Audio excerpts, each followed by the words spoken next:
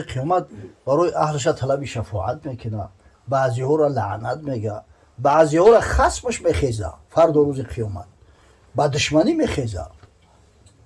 شخصایی که قرآن نمیخونن، شخصایی که با قرآن عمل نمیکنن، شخصایی که از قرآن محجور هستند، طبق قرآن زندگی نمیکنن، قرآن دستور حیات خود نمیدونن، البته قرآن از اونان پیش پروردگار شکایت، پیش خداوند شکایت میکنه. خدای اینمی قوم، اینمی مردم ما را محجور گذاشتن. کلام الله ایاخی حقیقتا در احادیث پیامبر صلی الله علیه و سلم نه اومده است که قرآن لعنت میکنه، اما مسئله که قرآن خصم میشوه. حالت میشیده است که یک شخصی را مثلا از موی سرش و پوچش کشان میبرن، از پیش حضرت وقتی عبور میکنه نوله و فیغان میبردوره که یا رسول الله من از امتای تو. میگه پیغمبر خدا صلی الله علیه و سلم می اومده است نزد حضرت خداونده که پروردگارو اوخی یک نفر از امتای ما های امتی مرا برده استیان. و میگه حبیبی من شفاعتی تو قبول است، اما تو نسبت کسی که قرآن خصم شای، رمضان خصم شای طلب شفاعت میکنی؟ میگه کسی که قرآن و رمضان خصمش باشه من ای رنگش بیزارم، انا بریء منه، من از رنگ او بیزارم. بعد وقتی گریه و فیقان شما بیده میگه لست منی، تو از ما نیستی، تخت امتی من نگو. لست منی گویدد مولای ما، وای ما ای وای ما ای وای ما.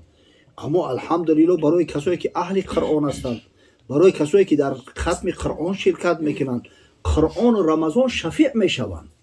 اینم حدیث صحیح پیغمبر است. حضرت گفت الرمضان و القرآن یشفعان للعبد یوم القیامه. روزه ماه شریف رمضان و قرآن عظیم شان فردا روز قیامت در پیش پروردگار طلب شفاعت میکنند. قال رمضان ربی اینی منعته الطعام و الشهوات بالنهار فشفعنی فیه. اول روزه رمضان میخواست است که پروردگارا من بنده تو را به روزه رمضان از خوردن و آشامیدن تمام شهوات منع کردم که شعبچه طرف عروسش نمیرفت، عروسی که براش حلال است. خدای شفاعتی برا در حقش قبول کرد. بعد میگه قرآن میخواست است طلب میکرد که ربی اینی منعته النوم باللیل او باللیال فشفعنی فیه. پروردگار من بنده تو را به شبهای رمضان از خواب باز داشتم، در ختم قرآن اشتراک میکرد.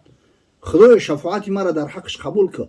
بعد پیغمبر خدا بشارت داد، گفت فیشفعان، یعنی شفاعت رمضان و شفاعت قرآن عظیم شان البته پذیرفته میشه. اوی قرآن کلام الله است، چون خدا از خود دعا و کت کند پس دعای خیش را چون رد کند، البته خدای تعالی میپذیره او را.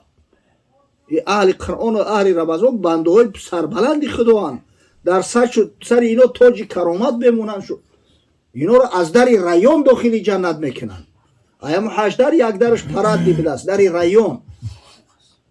این فی الجنت بابا یقال له ریان. جنت میگه یک دری است که نامش ریان است، لا یدخلها الا صائمون فی شهر رمضان. از او در داخل نمیشن مگر روزه‌دارای ماه شریف رمضان. الله اکبر. ان شاء الله این ماه شریف رمضان هم میآید. همین خطا خواندن در قرآن خصم میشود، همه تحریف قرآن میشود. با تحریف قرآن اگر آدم مقصد که اهمیت نده اصلاح نکنه گناهگار میشود، نماز فاسد میشود. انا خطایی هست که معنیش دیگر نمیشود، نه که لحنی ظاهر، لحنی باطن.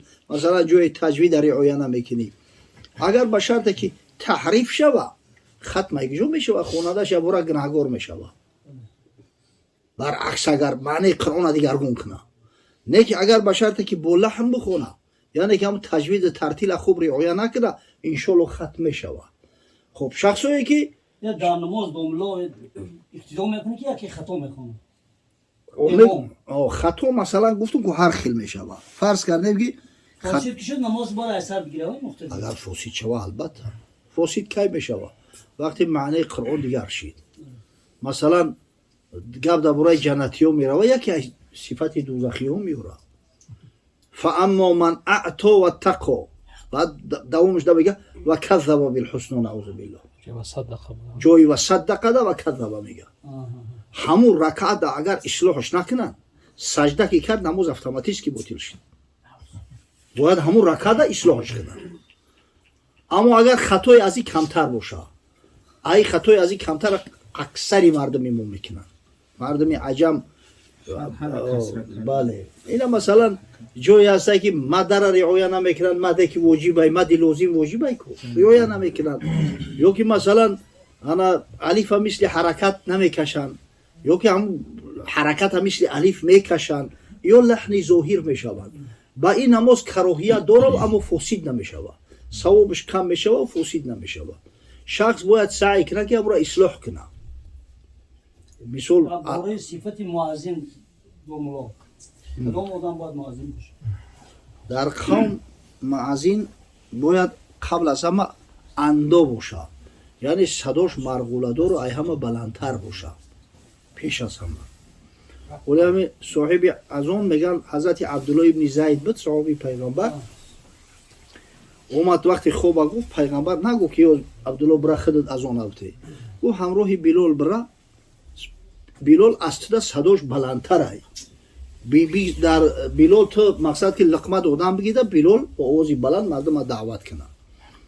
خب دیگر از صفات مؤذن که مؤذن با تجوید ترتیل آشنا باشه.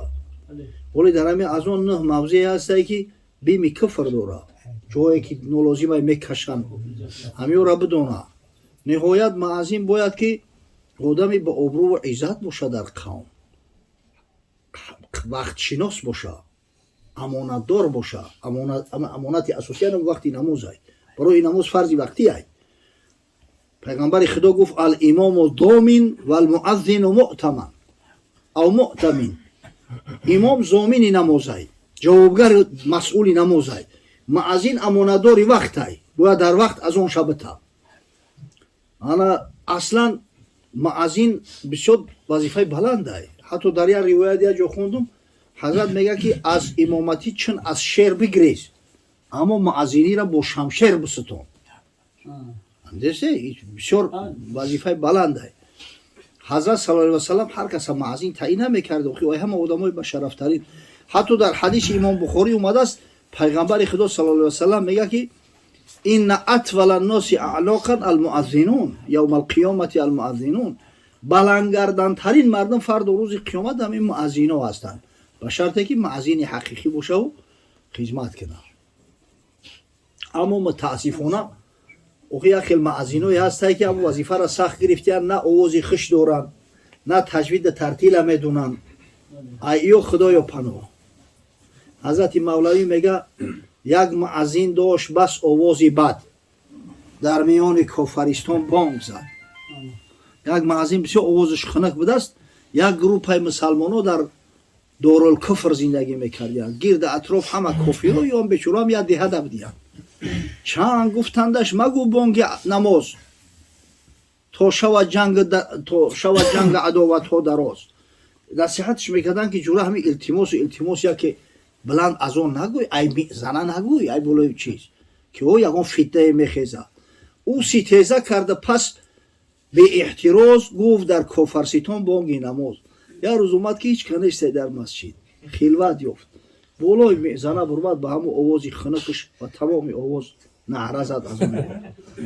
خلق خایف شد زی فتنه عامه، خود بیامد کافر با جامعه. پرسان شمع حلوا با چنان جامعه لطیف، جمله آورده بیامد چون الیف. پرسان کن مؤذن کو کجاست، که صلا و بانگ او را حد فیضاست. همه در ترس حراسن، جدت دوران چی گپ میشیده باشه. هر وقت میگه یک کافر میآید، یک جامعه گرفته از هدیه و شمع و حولا و همون مؤذن در کجا باشه، در آوازش صدقه راحت کردیم ای آوازش همی را بتماش. حیران شدند مردم که او ای آوازی او خر میتوره این مردک با هدیه آورده است. انا مقصد میگه که صلا و بانگ او راحت فیضاست. سببش پرسیدن، گفت دختر دارم لطیف و بسنی، آرزو میبود او را مؤمنی. یا دخترک دارم میگه همین عاشق اسلام شده، عاشق اسلام شده بود میگه. همین مسلمان میشم در ده پورا دایا موزه دختاست که مسلمان میشم هیچ این سودا نمیرفت از سرش پندها میداد چندین کفرش در دلی اون مهر ایمان رسته بود همچه مجمر بود آن غم منچه دود همه قی نصیحتش کردیم اپیسکوپو و پاتریارک ها را پیشش میوردم تو چند همین محبتش به اسلام زیاد میشید و زیاد میشید هیچ چوره می ندانستم در آن تو فروخون این معزین آن از آن در بیچاره شیده بودم میگه در ایلاجی کار که همین وقت میگه هرچی خدا را شکرمی همین معزین از آن داده آوازی بی حد بیزیب گفت دختر چیست این مکروه بانگ که به گوشم آمد این 3-4 دانگ دختر ترسی در دهشت غلطید بچه ای دویش خدا چی باشه خواهرش گفت تا که این بانگ از آن هست اعلان و شعار مؤمنان خواهرش گفت که همه بانگ انمو نماز مسلمان ها همی تو دعوا داری که مسلمان میشم این همین بانگ از آن شونه باورش نامد گفت تو رو تصیح میکنی اگه تو مرا بد اعتقاد کردنی باورش نامد بپرسید از دیگر اون دیگر هم گفت آره ای پدر ایا کسی دیگه پرسید ایا در باره دیگه که گفت که راست میگه جانی پدر همین آوازی از اون مسلمان ها هم دیگر را دعوت میکنن چون شنید این رو رخی او زرد شد از مسلمانی دلی او سرد شد یعنی راحتم این است از آوازی او هدیه آوردم کنون آن مرد کو همین به همین خاطر من عاشق آوازی ایشیدم اگر آوازی یقدر خر میتورا هدیه آوردم کجا دای گر به مال و ملک ثروت فردمه من دهانش رو پر از زر کردمه اگر امکان می داشتم دهانش پر طلا میکردم خدمتی برای ما کرد میگه بعد حضرت نصیحت میکنم و میگه که هست ایمان شما برق مجاز راهزن مانندی آن بانگی نماز هشتون عده سر تو بگیره ای مسلمان ها رنگ همون معزین بدآواز وری راهزن دین نشه رهبر دین شه کاری کنه که از خفای شما دیگر مردم بروند وقتی عمل شما و کار شما را میبینن عاشق اسلام شوند از اسلام نتورن ربی همین خاطر این مسئله جدی است معزین باید خوش‌آواز باشه همین صدای قرآن و صدای از اون دیده که چقدر راحت داره قسم به الله هم مردم بیگانه را مگر بشنون از قاری خوش‌آواز راحت میکنن راحت میکنن لذت میبرن از همین به همین خاطر در همین مسجد سعی کردن در کار که همیشه همین معزینا خوش‌آواز باشن مردم دعوت کنن همین شیرزبازی نشود در این مسئله از برای خدا همین وقتی دیدم که یک آدم آوازش از اون سنت قبله باید بگه سنت هم یک بله غیر حی علی صلاح حی علی فلاح گردوندن ممکنه رو که این تو گردونده ایست برای یا خفا نگاه که از اون قبله گشته در همین حی علی صلاح و حی علی الفلاح بله فقط پشت گردوندن نبود انا زمانه بود که در همین حی علی صلاح و حی علی الفلاح در میزنه هستن که منوره ده ای طرفی راستی منوره میرفتن ای موریچه حی علی الصلاح میگفتن ای طرفی چپش میومدن حی علی الفلاح میگفتن نه که در دیگر ذکرای از اون گپا نیست فقط همیشه ده